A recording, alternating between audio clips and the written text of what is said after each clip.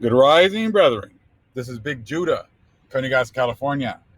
Before I begin, give all praises to the Most High Yahweh. Acknowledgement to the earthly mother, who is wisdom, who is the Holy Spirit. Acknowledge Hawashai.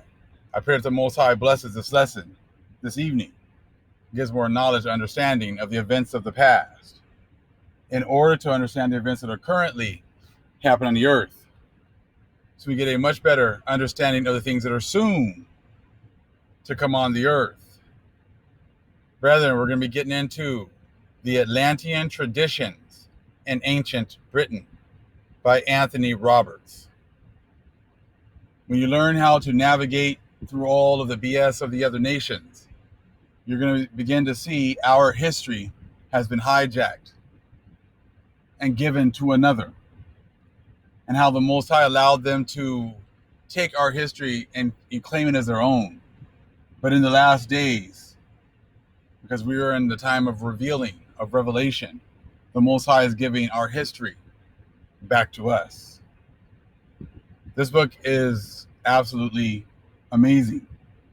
It's doing a lot with the Atlantean theories and the way that the Gentiles have tried their best to hide, Atlantis, and some of the things that were going on through, they say, folklore.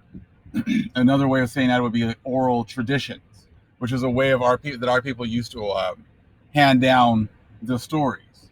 Wasn't always, you didn't have to always go through, writing everything down and then getting it approved through scholars, and then getting approved and by the Gentiles as, okay, well, we'll accept this, but we won't accept that. See, that's how they've interjected themselves again into our history. They're the ones that get to approve what is valid and what is not.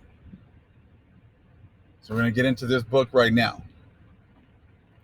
Atlantean Traditions in Ancient Britain, Anthony Roberts. This was also referred to in the Black Celts book.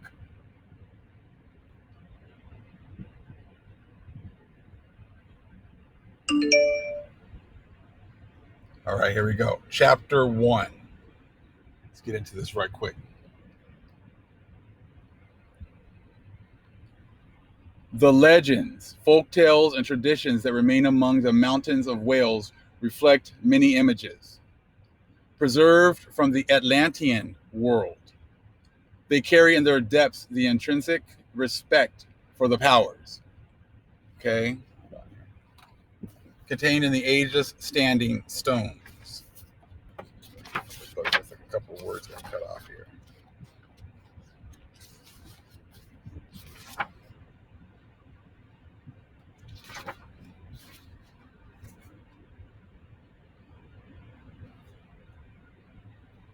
Okay.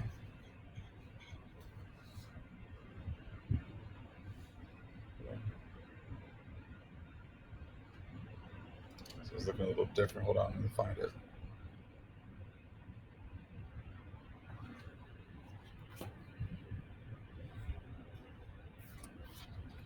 Bear with me for a minute, family.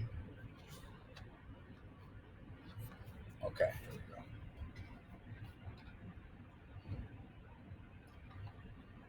go. Okay, yes. They carry in their depths intrinsic respect for the powers contained in the ageless standing stones, the fierce strength of the earth shaping giants, and the mysterious race of fairy folk who inhabited and tended this land in the golden age of mankind's youth. The wonder of the powers of nature and their application to the ordering of the seasonal cycle of growth and fertility can stand in these tales as a memory of the world as it once had been. In the long bardic poems and the shorter, more enigmatic triads, the grouping together of the esoteric messages from the past are always cloaked under a deliberate surface of deep, riddling ambiguity.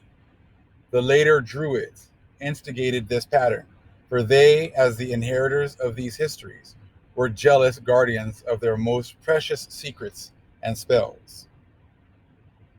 The order, now you think about our people, Were we supposed to be giving out our information to everyone? No. Were we supposed to be guarding it against the other nations? Yes. Most High gave, when we go into the scripture, talks about he's in Psalms 147, 19 and 20, that he's given this information to us, and he has not dealt with the other nations. So you talk about, when you talk about these druids, which you start to get more information about, when he starts to describe the druids, you're going to start to see our people. You're going to start to hear about, see things like that coincide with our priests. Okay? So they're trying to hide this information from the world. Okay? The order both practiced and preserved the old magic, and its use was rigidly controlled by the inner hierarchy, with the arch druid knowing all but telling little to any but the most adept initiates. Okay?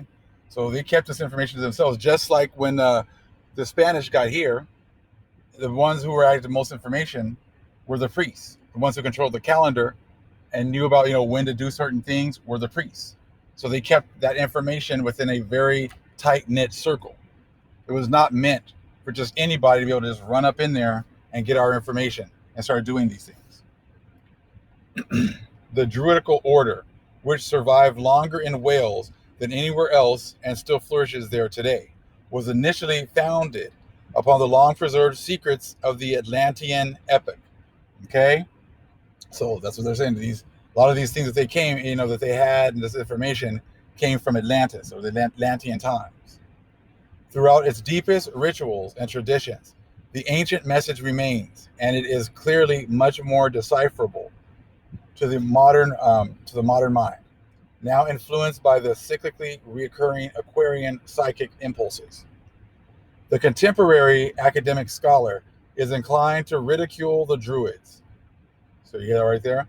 The contemporary academic scholar is inclined to ridicule the Druids and their apologists as romanticists and perverters, okay, of historical truth. But the historical reality is, in fact, the exact opposite. See, and then these scholars, attack the Druids, attack their way of life. But the actual truth would be the opposite. Just like everything that's going on in this world is an opposite. It's all opposites. Okay.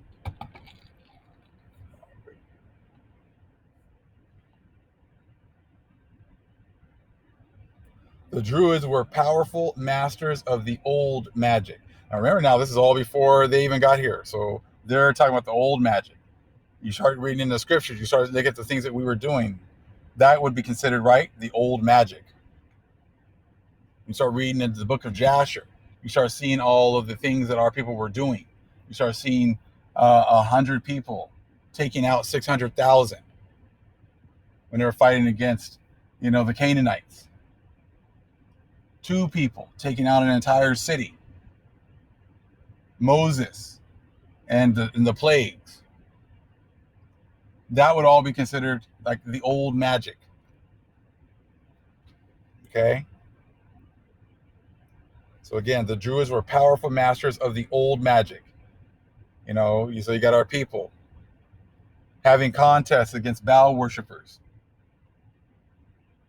With Elijah, right, and the Baal worshippers, and them trying to get the the Most High to bring down fire, cast down fire, and they couldn't do it.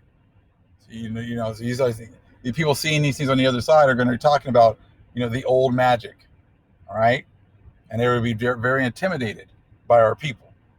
Okay, but they are also clever politicians, expert at hiding their precious secrets. Okay, from the destroying influences of the profane. Who would be the profane? The other nations. The wicked. They would be the profane that would be trying to get our secrets. Okay? The classical texts abound with respectful references, okay, to the Druids and their magical powers. For instance, their arch enemy, Julius Caesar himself, in his classic book, Gallic Wars, describes them as being the most powerful caste among the Celtic tribes. Okay, so here we go. The most powerful caste among the Celtic tribes. So now we're talking about, the ancient Celtic tribes, because it's not talking about the ones that are here now, the ones that came and usurped our identity. He's not talking about them. He's talking about our people who, what were they? The most powerful caste among the Celtic tribes. The Celtic tribes we now know understand were our people, the original Celts, okay? Caesar fought ruthlessly to extirpate the power of the Druids, recognizing them as masters of magic and the guardians of an arcane knowledge that ranged through all facets of law, ritual, and religion. So like I said, these priests we were able to control all these different things. The priests, I said our people, I said we're doing extraordinary things. And the other nations wanted that magic.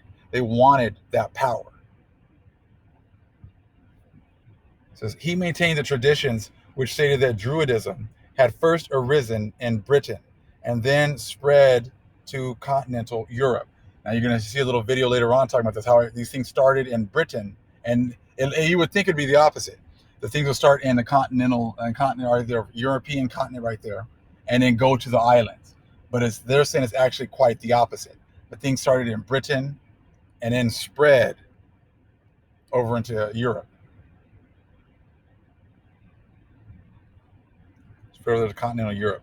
He also noted that in the Druid colleges, men spent up to 20 years of their life learning orally the mysteries and secrets of a past magical inheritance. So magical inheritance. Who was given the power? Our people. Who's been doing amazing things? Our people. This is part of the covenant. This is part of being the chosen group. And now you understand why it's been so important for them to hide all this information. Put a white face on the Druids. So you don't realize that when he's talking about the Druids, he's talking about our people. The Romans have always been against our people. Back then, and nothing's different today. They're still against our people. But the whole thing about learning orally, we know we were passing down our stories, orally, our information orally as well. The mysteries, okay, and secrets of the past magical inheritance. And we know who got the magical inheritance. Our people. Get it? You see now, like I said, they've taken our history and then kind of, put themselves in it so we would never look at this information. But then when you start to align that with the scriptures, you align that with the other books, you align that with what you're seeing all over the world, the Most High gave us everything.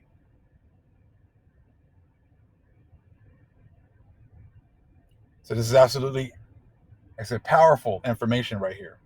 Caesar's references show that even a hardened professional soldier could recognize and understand the importance of the role played by druidical ritual in the complex cultures of the Gauls and the Britons.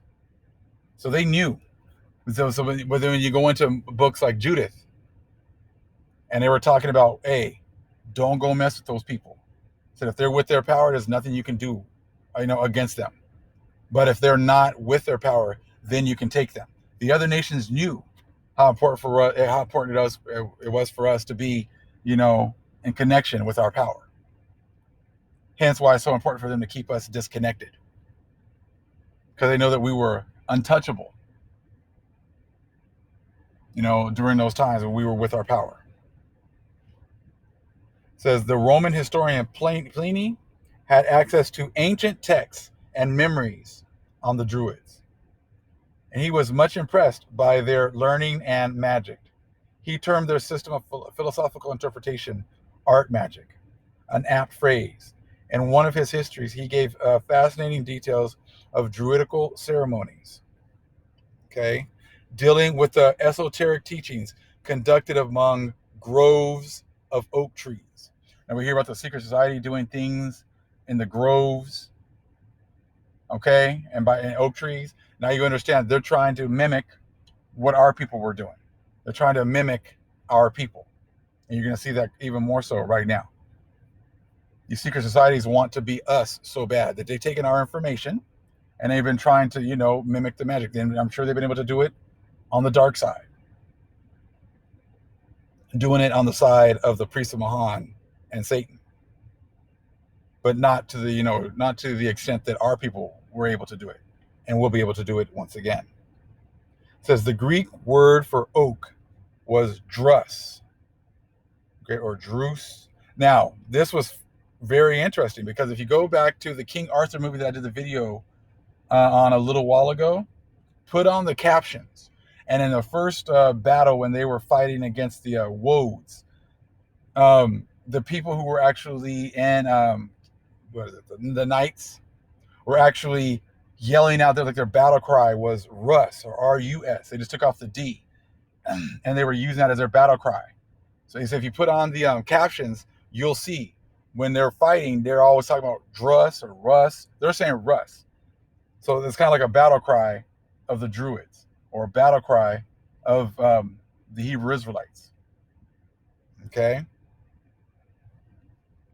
It says Drus, and it is possible that this was the real root of the word druid.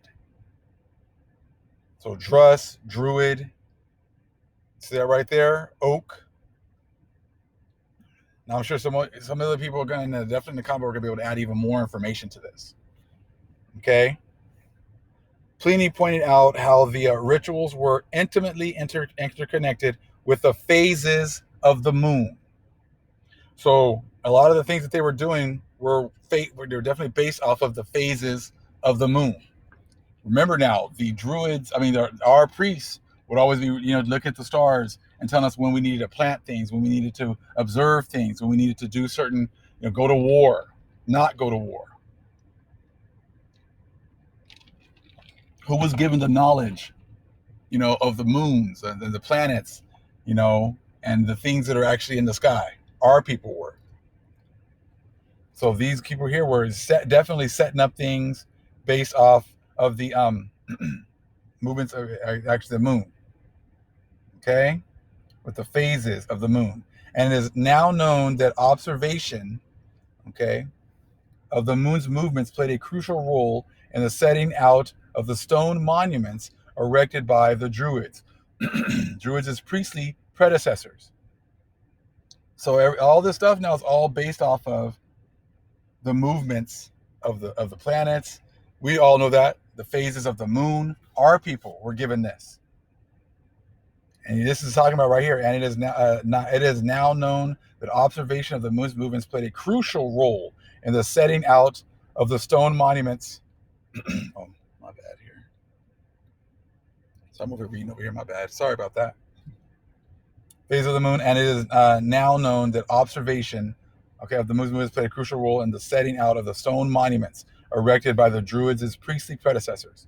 In his book, Megalithic Lunar Observatories, Oxford, 1971, Professor A. Thom proves this statement with a mind-expanding welter of astronomical, geometrical, and mathematical detail on the scientific abilities of prehistoric scientists.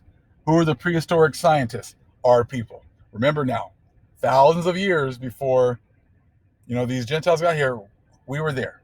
We were building up all these things. All these things, these megalithic structures, those were our people. So when they talk about prehistoric scientists, again, they're trying their best not to talk about our people. But you go to the scriptures, we were the ones that were given this information. It was not the Egyptians, because the Egyptians learned from Abraham. Now we understand about maybe the 300 plus books of Enoch and how much information was in there. And that was passed down to his people, his children. Prehistoric scientists. Come on, man. It says the Druids believed that the soul was eternal, moving ceaselessly through many resurrections. Okay, now we understand that. When you go into Jeremiah, and it talks about how he knew us before we were even in the womb. He knew us. He's the one that places us, in the womb and gives us the ability to perform the task that he sets for us. We have this information. I said it definitely correlates with the scriptures, with the Bible, as well as other books. So again, the Druids believed that the soul was eternal, moving ceaselessly through many resurrections. Metempsychosis. And this transmigration was also a tenet of the Greek philosopher Pythagoras. Here we go. Now they're trying to throw Pythagoras, oh yeah, Pythagoras knew about this. Pythagoras came way later. Thousands and thousands of years later was when Pythagoras showed up. So but they're trying to always put themselves in here. The Pythagorean school was itself the repository of much of the prehistoric arcana. Again, old information. Okay, let me look up that word arcana real fast.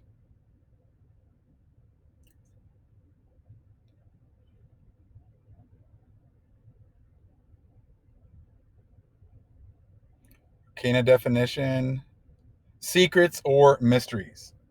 So again, the Pythagorean school was itself the repository of much of the prehistoric secrets or mysteries.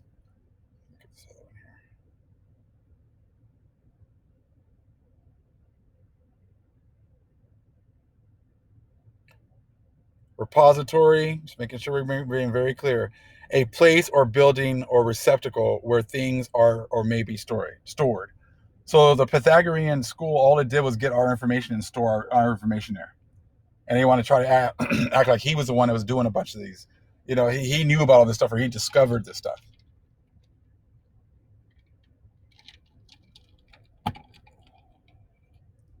Just amazing. You sit here and you start to break things down and get more understanding. So again, the Pythagorean school was itself just a building of okay, of much of the prehistoric information. That's all that it was.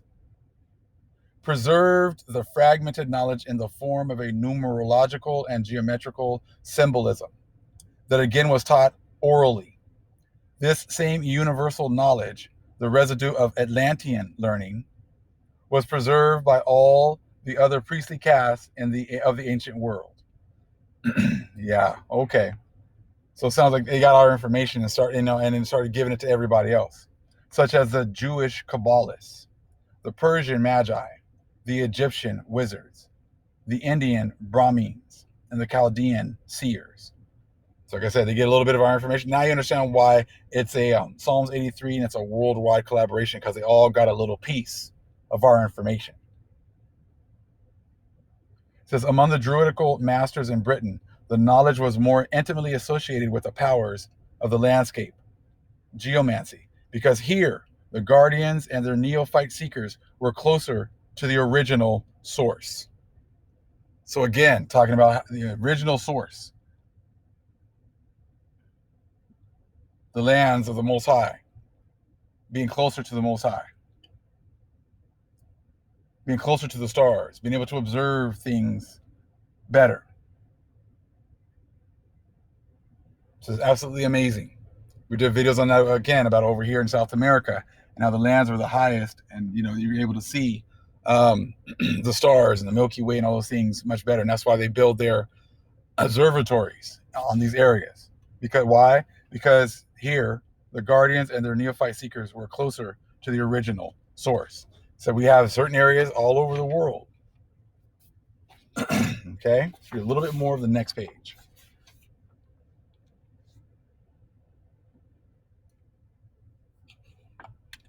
You can see, check out how they start to get even more slick.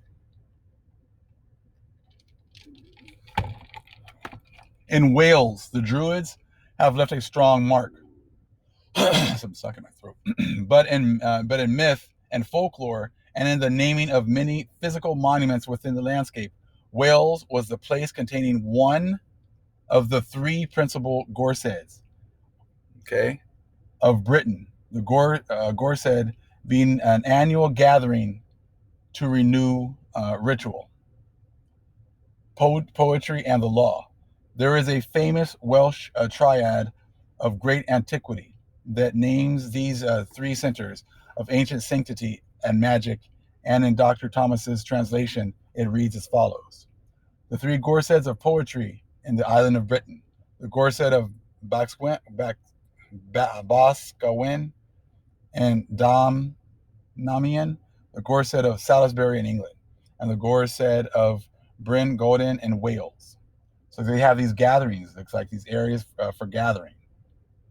Well, let me read that part up here again in the first paragraph. Wales has the place containing one of the three principal gorseds. Okay, an annual gathering to renew ritual, poetry, and the law. Okay, maybe that's why the Most High kind of put it on me to start looking for some land for us to actually be able to get together, and have a place for us to get together. It says to the Gorset has now become the Eistof Def. Oh my goodness, Eistedoff, where poetry alone predominates, but the Druids still attend, giving a ritual continuity stretching back well over 2,000 years. So, like I said, they're doing all these things, but the rituals and things like that. But it was very important for the Druids to be participating or to be there. Okay, and again, over 2,000 years, well before the Indo-Europeans showed up. So this was not. This has nothing to do with them. That the Druids were the inheritors of an earlier wisdom is evident in the most persistent legends attached to them. Okay, so right there again, the Druids were the inheritors of an earlier wisdom is evident, okay, in the most persistent legends attached to them. Who was given this information again? Our people. So it wasn't some group of Indo-Europeans that all of a sudden had all this information, and the world knows that. I've been getting some great comments. They're talking about how it's just people over like in Europe and over in Britain know that the original Irish were black, but they just don't talk about it. Just like here, they don't talk about the fact that they put us in slavery for 400 years, that we meet all of the criteria of the scriptures. That's just something that they just don't want to talk about. They just want to ignore. Okay? It says they conducted religious ceremonies at the old stone monuments. Okay? Just like our priests, right? We'll be doing ceremonies. They made rulings on the boundaries of kingdoms and the trackways and lays that link them. They incorporated into their teachings the prehistoric language of the trees. Language of the trees. That's going into some of the other books. Some more of the other hidden books. Talking about, their Kadoshai and definitely dealing with nature and the connection with nature. So again, I want to read that part again. They incorporated into their teachings the prehistoric language of the trees, so astutely deciphered by the poet Robert Graves, and used detailed and knowledgeable astronomical symbolism in all their innermost revelations. So you're getting some deep stuff right here. In Wales, the priests of the oak have lent their names to dozens of megalithic stones and circles. And the usurping Christians came into conflict with their archaic teachings everywhere they sent their new religion. So everywhere that these Christians came in, tried to come in and bring their religion, they were definitely at odds with the Druids.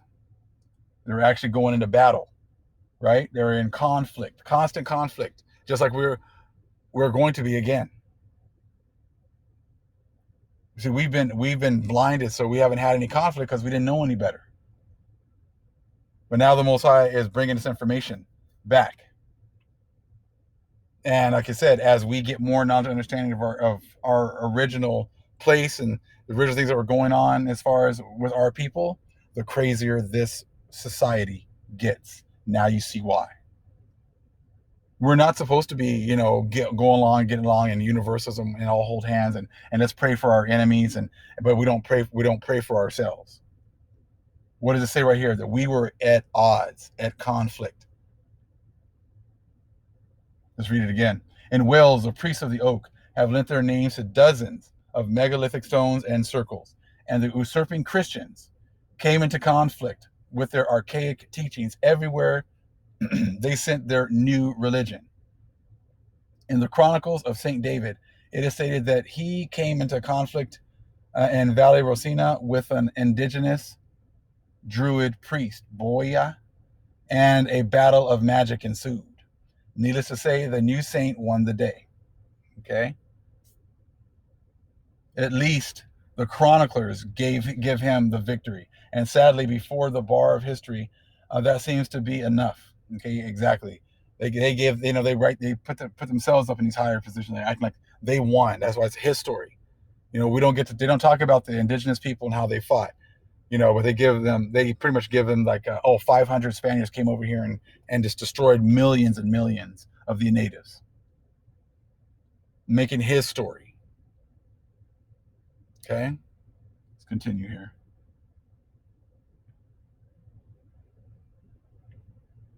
So again, the chroniclers give him the victory. And sadly, before the bar of history, that seems to be all that is enough. Again, Druids were the guardians of all the sacred lakes and holy wells of Wales.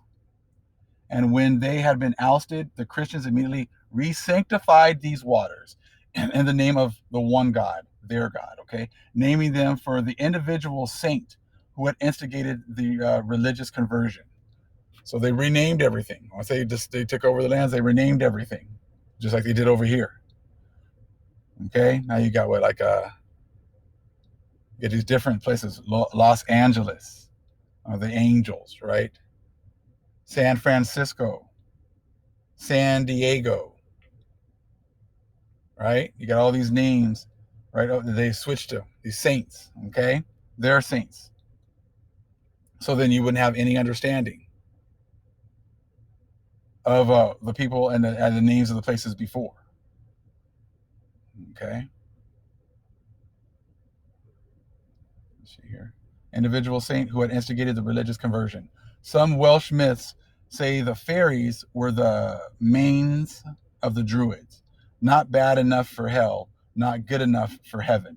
This is important, for both Druids and fairies were acknowledged aspects of the previous religion, okay, of nature mysticism.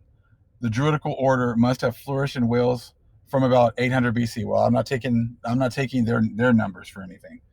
I'm sure it was a lot way before that. It says when the Celtic tribes were penetrating throughout the British Isles.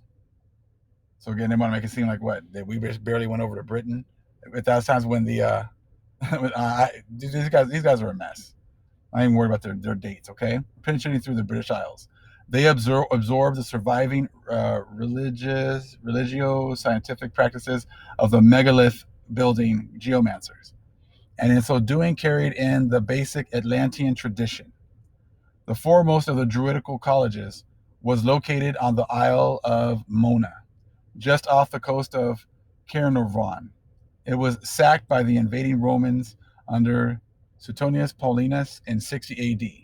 And this date is probably conterminous with the arrival of Christianity in Britain via Glastonbury and Saint Joseph of Arimathea. Okay, let's read that last paragraph there. There is much in the folklore and mythology of Wales that is similar in many respects to Ireland. This is particularly noticeable in the naming of deities, earth spirits, and fairies, tying in with the mutual Celtic background of the two countries, where the same ancient memories were shared and preserved. The worldwide legend of the Great Deluge is found in the Welsh tales, similarly as in the Irish, although it is scaled down here from the universal to a local cataclysm. Okay, we're going to stop right there. Okay, now I want to take a look at the pictures that are on the next page. I want you to check this out. Showing pictures of the Druids. Okay, so the Druid 1. At first, I kind of thought he looked like an Asian, but if you look a little closer, you see that super long beard, and you see his face, and he definitely has, the facial features of a brother. You know what I'm saying? So you see it right there, but just check this out. Engraving from Alet Simon's Britannia Antiqua Illustra, London, 1676. This basic personification of a Druid is based upon, a group of 6 ancient statues found in Fichtelberg in Germany. The wisdom and dignity are both inherent to the subject. The Druid here is seen as philosopher and teacher, the master of natural magic. Okay? So there we go. Now let's check out what they did with the second one, okay? Check how slick they are, okay, in Druid 2. Engraving after colored acquaint from S.R. Mayrick, okay, and C.H. Smith. The costume of the original inhabitants of the British Islands, 1815. In this illustration, the Druid is more the magician proper. His garments and ornaments are all taken from ancient Celtic patterns of authenticated ancestry, but widely differing periods. However, the imagery, although highly romanticized, does match the actual historical role of these remote guardians of the mysteries. So the key part here that they got is romanticized, So that means whitewashed. They love to do that. Oh, it's highly, and this is talking about the costume of the original inhabitants of the British Islands. So they're not just saying that this is the person, what he looks like, but they throw a whiter looking face to kind of throw themselves in here. But what they were talking about is this was the costume. Okay, this is the costume that the ancient people wore. So why even switch the face? Why put the why? Because they're trying to make that connection with their people as being the Druids.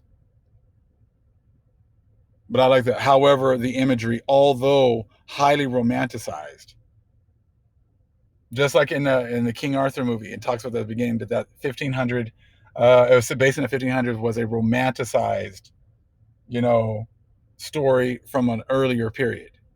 So here's your romanticized picture of a Druid that lived, I'm sure, many thousands of years ago before these people showed up. Told you, I said they're slick with it, man. So you say you go from this, and they try to still lighten them up, but we know what's going on here. Romanticize, but they actually put that in there. I said most I made them put it in there, so when it was time to look at it, we would figure it out. I want to show a couple short little quips here. Druids, a very short introduction. When you listen to some of the things he says, just think about our people, our priests, and their duties. Okay.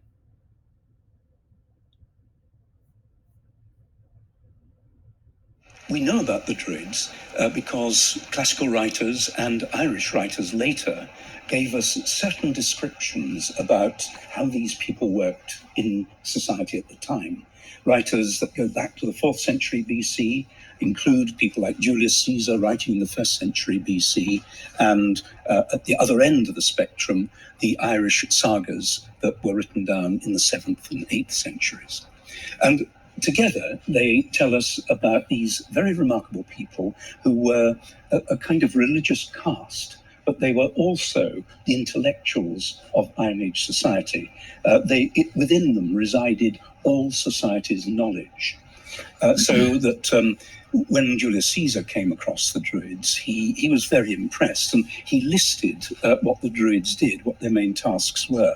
Most important, they interceded between man and the gods. They were the intermediaries, and ordinary humans couldn't talk to the gods unless there was a druid present who was able to officiate. They were also great teachers. Caesar says that they taught people, they taught students through oral tradition. They made the students learn everything. There were no books at that time, and it took up to 20 years to learn everything that you had to know to be a druid. They were also the arbiters in all kinds of disputes.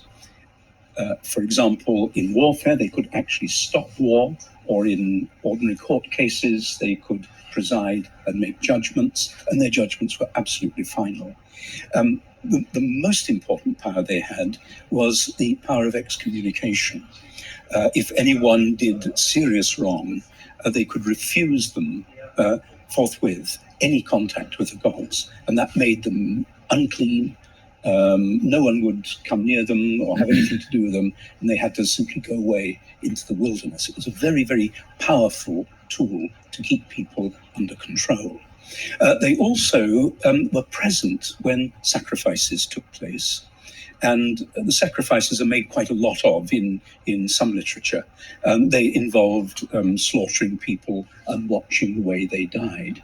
But really, this wasn't a very important part of the Druids' task. Other people probably did that. The Druids had to be present, but they can't necessarily be implicated in the actual death of the victims. Okay. So you can definitely hear about a lot of things that was going on with our priests, a lot of the responsibilities, okay, of our priests right here.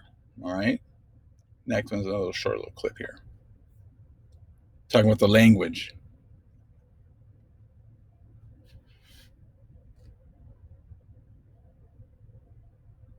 My new book, Britain Begins, tries to tell the story of the British and the Irish from the moment that people moved into these islands as the ice retreated. And it takes the story right up to the Norman conquest. So we're dealing with the first 10,000 years, really, of the story of the British. And in putting this together, lots of new thoughts obviously emerge. There is a lot of new data coming out. One of the new ideas which has emerged is about the Celts. Now, our basic idea of the Celts, our traditional idea of the Celts, was based on a story put together in the beginning of the 18th century by an Oxford antiquarian. And he suggested that the Celts arose somewhere in Europe, somewhere perhaps in eastern France, southern Germany, and migrated eventually across France into England and Scotland and into Ireland. And that was the traditional story. It was the story I was brought up with when I studied my archaeology at Cambridge. What we are now seeing is, in fact, that the story was probably the reverse of that. That the Celts, or the Celtic language, very probably began in the Atlantic zone, the zone from Spain, Western France, Britain and Ireland. And that the language developed probably as a lingua franca by people who used the Atlantic seaways, and gradually that language spread into Europe by various processes, mainly along the river valleys. So that in fact, our Welsh, our Scots, our Irish, Celtic speakers are not immigrants from Europe in the first millennium BC. They are local people, indigenous populations, who have been speaking the same language as their ancestors deep back in time. It's totally reversed the story.